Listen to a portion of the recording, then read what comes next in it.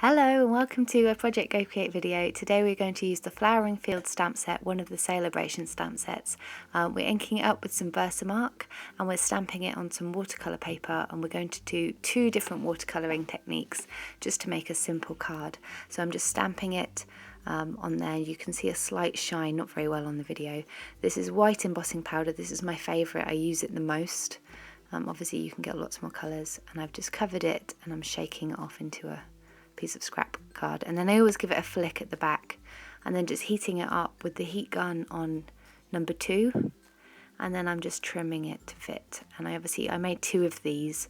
I'm going to show you 2 different techniques. So this is old olive ink, and I've squeezed it so that the ink has pooled on the lid, and I've taken an Aqua Painter. These come in a pack of 2, and the first one is just brushing straight over the top.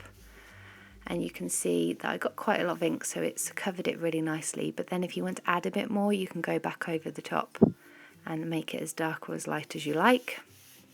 The second one, I have just got wet Aqua Painter, and I'm just soaking the whole area and going out as far as I think I would like to go. And then I'm just picking the ink up and dropping it on. I don't know if you can see, it kind of spiders out. And it just kind of trickles out along the water that I've already laid down, and it's such a nice technique. And you can go as dark as you like, so you can see that I'm going over the top and knocking some darker spots in there, especially around the stems, because I want them to really stand out. I want them to really pop. And then I thought that the edges were a little bit straight, so I'm just making the edges a little bit more kind of messy looking, I suppose. So then one thing is, if you've got too much water on there, you think it's going to take too long to dry, you can lift a little bit with a tissue. And then this is the Timeless Textures set, which is a great set for some backgrounds. And I've just used a tiny bit of Versamark just to give it a little bit of a textured background, a little bit of detail. And I'm cutting some burlap, and then if you cut down where the seam is, you can see a stitch seam. Then you should be able to lift out some of the threads, and you get kind of a loose, kind of rustic look. And then I'm just going to trim the top of that. That's where I want it to be. And grab some fast fuse to stick down the burlap, and some dimensionals to pop behind the watercolour paper. And that should just make it stand out a little bit more, a little bit of depth, a little bit of texture.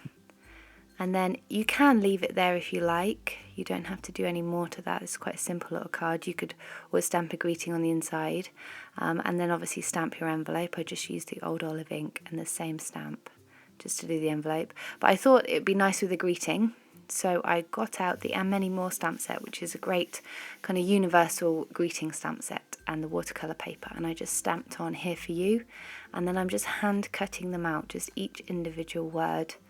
And then what I actually did was I spritzed them with water, but you could just lay them on flat, just so that it's got that kind of watercolour look on the words as well.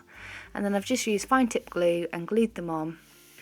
And that is 2 little techniques for you, and you can choose whichever you like. You can order these from me online on my blog. You can follow me on Facebook, Instagram and Pinterest, and you can also send me an email, and I always reply. And if you like quick and easy videos, please click subscribe.